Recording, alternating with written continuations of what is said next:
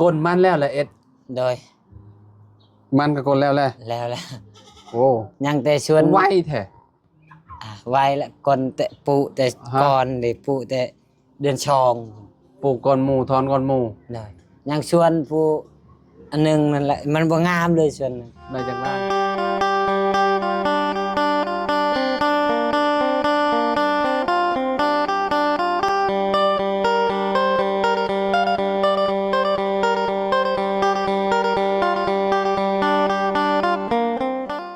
กราบสบายดีสวัสดีพ่อแม่พี่น้อง FC บัสสุขุสุคนเนาะบ่ว่าสิอยู่ในและก็ต่างประเทศพี่น้องเนาะพอกันคือเก่าคือเดิมเพิ่มเติมคืออยู่ที่เพื่อนน้องอุบบุญเด้อพี่น้องเด้อบ่ได้เข้ามาหาน้องอุบบุญนี่ก็ค่อนข้างสินานพอสมควรแหละพี่น้องเนาะเกือบ2เดือนแหละบ่ได้เข้ามาหาเนาะตามคำขอ FC ก่อนมี FC เพิ่นขอมาพี่น้องเนาะขอมาก็แต่โดนแล้วแหละพี่น้องเนาะว่าให้มาหาน้องอุบบุญแน่ว่าซั่นเนาะว่าน้องเพิ่นเป็นจังไดตอนนี้เนาะโอเคเดี๋ยวขอไปหาทางบักลาอุบบุญเพิ่นพี่น้องเนาะว่าตอนนี้น้องเพิ่นใหญ่สำได้แล้วพี่น้องโดยพี่น้องเนาะโอ้ย่านก็แล้วนี่เนาะสบายดีนำบักลาลูกจับเอาไว้จับเอาใจเว้ยแกะให้เพิ่นกินเนาะเพิ่นนำเนาะเป็นจังไดช่วงนี้อยู่ดีมีแฮงบ่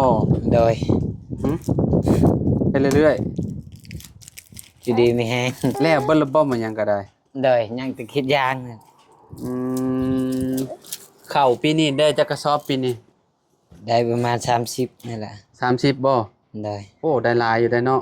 โดยปีกายนี่ได้เท่าไหร่ปีกาย17โดยเอาปีนี้คือได้หลายจักบ่ฮู้คือกันข้าวหมากมันดกบ่โดยปีนี้ได้ฮอด30ปุ๊โอ้ข้าวหน้าพี่น้องเนาะกุ้มกินอยู่ดอกเขาว่าเนาะกุ้มอยู่บ่บ่กุ้มเนาะโดยบ่ได้เห็นดนแหละพี่น้องเนาะคนน้อยนี่อยากย่านได้เนาะโดยบ่ได้เห็นแต่เก่ายังว่าเห็นตลอดใหญ่แล้วคานละบ่นี่น่ะยังหึยังบ่ได้คานโดยกำลังนั่งได้คิดว่าหัดคานแล้วยังเนาะยังนั่งเอาเวลาเราจะล้มก็ล้มเอา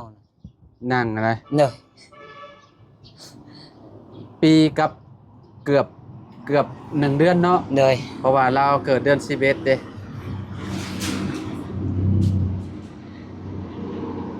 อันนี้เป็นยังคิวเป็นยังใช่คิวแล้วเป็นยังนั่นเด้ล่มใช่โดยคิวแตกเมื่อวานนี่โดยปะเพิ่นบ่เราขี่รถแต่ขี่ล้อล้อปีนบ่โดยอยากนอนบ่จักเขาเนาะเรานอนแล้วนะฉันยังโดยโอ้ยังนอนนี่เนี่ยเอ้ยเนาะเราก็กินตลอดจะบ่เล็กแต่ซอยหรือว่าแบบเดินแล้วบ่ได้กินแต่ตอนเราอยากเอาให้เรากินจับเองเลยบ่ทันใจแล้วอ่ะ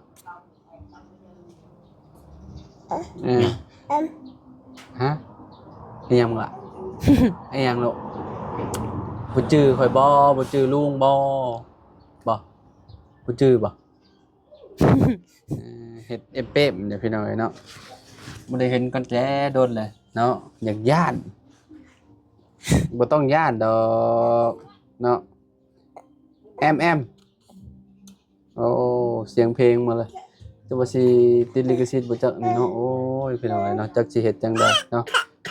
กินมัมก้นมันแล้วแหละเอ็ดโดยมันก็ก้นแล้วแหละ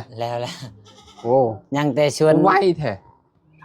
ไวละก่อนแต่ปูแต่ก่อนเลยปูแต่เดือนชองปลูกก้อนหมูทอนก้อนหมูโดยยังชวนปูอันนึงนั่นแหละมันบ่งามเลยชวนได้จังล้านจักยังบ่ก้นน่ะก้นแต่ชวนนึงได้ศิลาควรโตคุ้มอยู่บ่บ่คุ้ม ขุดเอานั่นบ่ได้พอด อ้าวขุดเอาก็มันก็บ่ได้เสียเงินพอร์ตก็นั่นอยู่ดอก จ้างรถอีกล้านหนึงแหละ จ้างรถคนนี่ เด้อ เออก็ยังดีกว่าบ่เฮ็ด เด้อ แต่ย่างนี่เจ้าก็เฮ็ดไปเฮ็ดตลอดบ่ ไม่ได้ ย่างน่ะจะบ่เฮ็ดตลอดบ่ เด้อเดือนชาม ดูดนมนั่นน่ะ เดือนชามเราก็ปิดเดือนชามก็สิฮอดนี่ อ่าจากนอนแล้วงอแงหอดเวลานอนแล้วประมาณบ่ายโมง2 โมงก็เด็กน้อยอยากนอนได้เนาะ เด้อ นะลองกล้วยเราดูหนูเอาไม่ใช่อันโอ้แม่เห็ดกินอยู่เนาะ เด้อ เด็กกินนมแม่แล้วเดี๋ยวมันน้ำมันอืม พ่อไปใช้ใช่น้อง พอพี่คิดอย่างยังบ่แล้วใช่ เอาเราไปกรีดยางเราดีเลยใช่ปะ ดีแล้วบางเทื่อก็เจ็บบางเทื่อก็บ่ได้เจ็บ อ๋อใครก็เก่าแล้ว เด้อ ก็เลยไปหับจ้างมานี่ เด้อ เรากินยาตัวใดกินยาบาตูดเอาให้ฮะ บ่ได้กินนั่นยันเอา อ๋อใส่หยัดเอาได้เนาะ เด้อ แม่นแหละพี่น้องอะโดนละได้บ่ได้พอกับน้องอุบุญนี่ตั้งแต่เดือนพฤษภาบ่จักมาถ่ายเนาะแม่นแหละวันที่5จื้อได้อยู่โดนอยู่เอาเรากินหยังอะน่ะ มักแตง บ่คาคอบ่ บ่ กินตลอดบ่ เด้อแตงในหัวในชีวิตนี่ปลูกยังน้อยๆ อ๋อได้กินมากเลย ยังกำลังโปรตีนน้องบุญ อืมกำลังเริ่มเป็นเนาะ เลย อ่าลมหนาวแล้วกับใครเนี่ยล่ะบ่ค่อยแตกวันนั้นเนาะ แตกเลย แตกอยู่บ่ เลย แตกคือเขียดน้อยนี่อืม เป็นแบบตีนแม่ลาวแหละแบบนี่แหละตีนแม่ลาว แข่งขาเด้ปักใหญ่ๆนี่อืมยังหัดคานยังบ่ได้คานเนาะ โดยนั่งกับ นั่งก็ยังบ่มั่นนะนี่ เขาผู้น้องรุ่นน้องเราย่างใด ฮะ น้องเรา ใช้ลูกไผ ลูกในบ้านแถวบ้าน บ่ เลย ย่างได้ เลย เกิดตำรางลาว เลย ลื่นกันจักเดือน เลื่นได้แล้วประมาณ บ่น้องอมบุญลื่นกับเจ้าจักเดือน ประมาณ 3-4 เดือนนี่แหละ 3-4 เดือน บางคนก็พัฒนาแบบมันช้าเด้บางคนก็อาจสิ ผู้หญิ ย่าง งไว้ นั่นละย่างได้แล้ว โอ้แล่นเลย เลยแต่บุญนั่งก็แต่ ฮะ อยากลม เอาลองเอาเราย่างดูเราสิย่างแบบใดใช่ นั่งอันนี้เอาพาลูกยืนดูโอ้ลบลูกยืนดูเอาย่างพาลูกย่างดูย่างแบบใดย่างแยงๆบ่ อ้าวเจ๊ปะ อ๋อยังบ่อยากก้าวพี่น้องเอ้ยเนาะ เด้อ ยังบ่อยากก้าวก็แบบว่ายังเก่งๆอยู่เจ้าคิดว่าเป็นย้อนหยังบ่เป็นย้อนหยังดอกเนาะ บูกัน ยังบ่ฮอดเวลาเราอยากย่าง คือแบบรุ่นน้องมันย่างได้เด้ เนาะเรายังบ่อยากย่าง นั่งก็จักลม สิเป็นหยังบ่ได้เป็นหยังดอกแข้งขากระดิดปึงปังอยู่นอกจากแข้งขาแบบติงบ่ได้คือบัดนั้นอันนี้แข้งขากระติงได้บางคนน่ะกล้ามเนื้อหม่องอันนั้นมันยังอ่อนเด้มันก็ย่างบ่ได้แหละ เด้อ แขวจักเล่มนะชะ ทางเทิงนี่ชีทางลุ่มนี่ซอง ออกหลายแล้วซะเนาะ เด้อแต่ย่างบ่ได้ ยังย่างบ่ได้ รอประมาณจัก 4-5 เดือนเนาะ เด้อ 2 ปีเด็กน้อยมันก็แล่นแล้ว2 ปีปีปลายก็ย่างได้แล้วลูกข่อยปีปลายหัดย่างแล้ว เด้อ ประมาณปีจักเดือนบ่ปี5-6 เดือนนี่แหละประมาณนี้แหละเอ็ดเด้อก็ถ้าเบิ่งบ่ได้เป็นหยังสิเป็นหยัง นี่เวลาเรานั่งไปแบบนี้ตลอด ฮะ เวลาเรานั่งเราลม ล่มเอง เด้อเอ้าปกตินั่งก็คานเลยนี่บ่ได้คาน แม่นบ่ นั่งน่ะก็ลม ปกติสิหัดคานเนาะ เด้อ อืมเอ๊ะเอ๊ะเอ๊ะเอ๊ะเอ่อมาแต่ดนละกิจยาง เด้อ อืม ไปคือเก่าบ่ของมันไปแบบ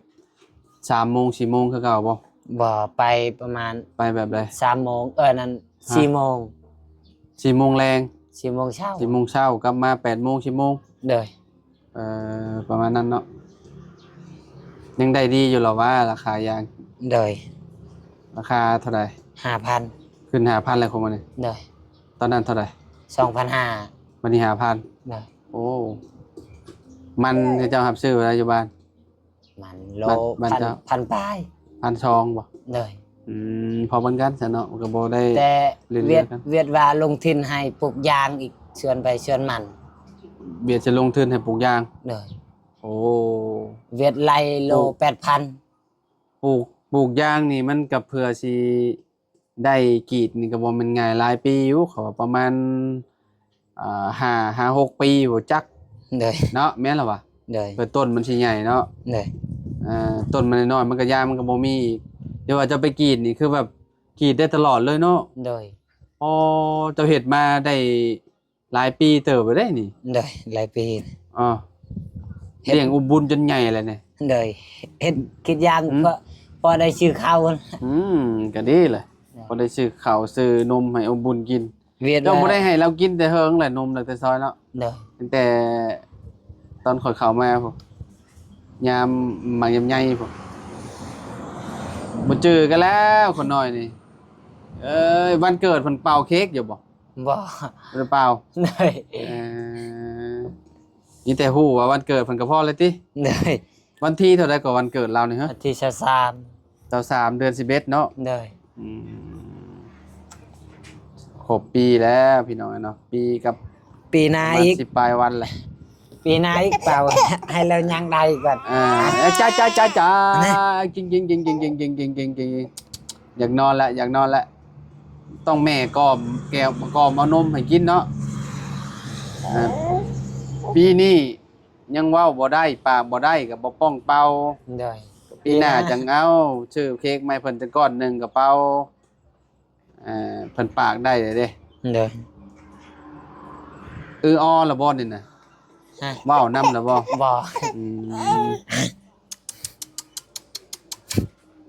ยากอุ้มก็บ่ให้อุ้มแล้วนี่ แล้วกันเนาะใหญ่แล้วพี่น้องเอ้ยเนาะใหญ่แล้วเนาะช่วงนี้บ่ได้มีไผเข้ามาหาบ่ FC บ่ FC ฝั่งทุ่งฝั่งไทยเพิ่นบ่ได้กลายมาทางนี้บ่ บ่ โอ้คิวเราคักกะเลย จำเคียนเอาพี่น้องเอ้ยนี่คิวเพิ่นนี่เห็นบ่แหมจ๊ะบักละเอ้ยคนไปช้างลืมกันแหละลืมกันไวลินี่ลืมกันแหละบ่เคยบ่สบายดี โอ้โหแล้วกันบาดนี่บ่ให้เขาจับแล้วแข่งขาเด้อย่าเป๋พี่น้องพู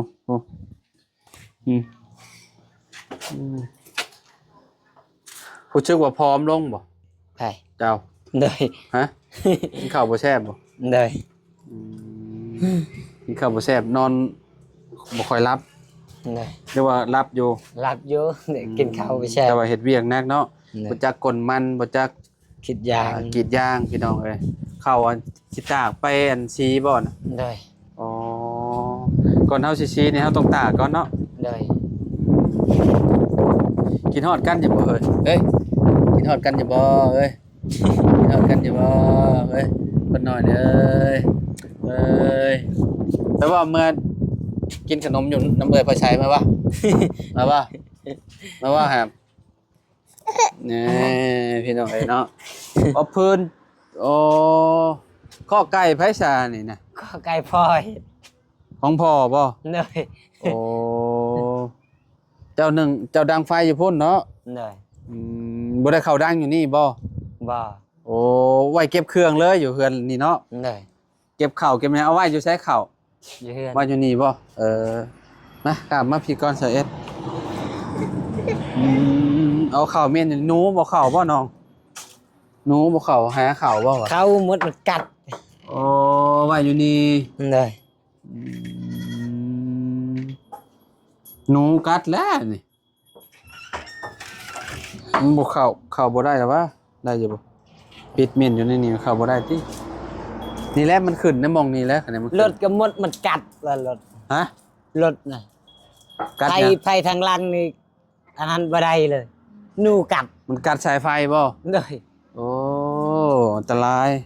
พี่น้องเอ้ยเนาะคือกันรถข่อยตอนนั้นเขาว่ารถข่อยเป็นหยังตาเลี้ยวบ่ได้ที่แท้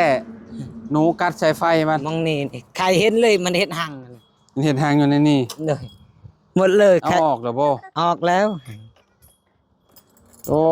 ใส่คุ้มมะลีเหรอนี่ตีนมาแต่กับมันผมยังบ่ได้เปลี่ยนอยู่ นี่ดิขาดเลยเนี่ยอันไหน ใส่ไฟขาดมีแต่ต่อเอาหั่นแหละต่อเอามันกัดหมดเบิดเลย มือนั้นสตาร์ทก็บ่ได้กัดไล่เทือแล้ว หนูตัวน้อยๆน่ะ เลย โอ้ยนี่น้องเอ้ยมันขี่ม่วนคือเก่าอยู่หรอว่า เลย รถยี่ห้อ Honda ยังเอามาให้อยู่เนาะครบปีเลยเด้เนาะ เลย ที่ซื้อมานี่พี่น้องเอ้ยเพราะว่าซื้อช่วงเดือนนี่บ่เฮาซื้อฮะเนาะประมาณเดือนนี่บ่เอ็ดบ่จื้อปานใดล่ะช่วงเฮ็ดเทือนน้องเอ็ดช่วงนี้แหละพี่น้องเอ้ย เลย อ่าเอ้ยคนอีช่องยื้อให้จับแล้วบัดนี้ให้จับแล้ว เริ่มแล้วเริ่มเรื่องแล้วนะเริ่มเรื่องคนแล้วบัดนี้เนาะ บ่ยานแล้ว บ่ยันแล้วบัดนี้แหน่แนมกล้องดูบ่บุญจุดบายๆซะพี่น้องเอ้ยเนาะอยู่ดีมีแฮงบ่สุขทุกคนมื้อนี้ก็เนาะแวะเวียนมาเยี่ยมยามถามข่าวทางร้านน้อยพี่น้องเอ้ยเนาะก็บ่ได้เข้ามาหาน้องเพิ่นแต่โดนเติบแล้วเนาะประมาณเดือนปลายแหละพี่น้องมาบัดนี้ก็คือที่เห็นแล้วแหละมีการพัฒนาหลายแล้วแต่ว่าตอนนี้ก็ยังบ่ย่างพี่น้องเนาะน้องเอสเพิ่นกังวลอยู่ว่าเป็นหยังคือบ่ย่างเพิ่นว่า นั่งก็บ่ได้ ย่างก็ยังบ่ได้ โอ้ยเด็กน้อยบางคนก็นานย่างได้บางคนก็ได้บางคนก็ย่างไว้แล้วแต่คนอยู่นำคนคือกันเนาะไปสลุงไปป้าเด้อบ๊ายบายไว้ บ๊ายบาย บ๊ายบายสวัสดีครับ อะไร ไปพี่น้องเอ้ยเนาะอยู่ดีมีแฮงเนาะเบิดสุขูทุกคนไปเอ็ดไป เลย อ่ะ สวัสดี โดยพาเพิ่นไปนอนก่อมเพิ่นนอนแล้วมึงดูหาจะว่าเพิ่นอยากนอนแล้วเนาะประมาณนี้แหละเด้อพี่น้องเด้อเข้ามาเยี่ยมไปแล้วหลานชายก็ได้เนาะเพิ่นก็นั่นแหละใหญ่ขึ้นหลายเติบเลยพี่น้องเอ้ยเนาะ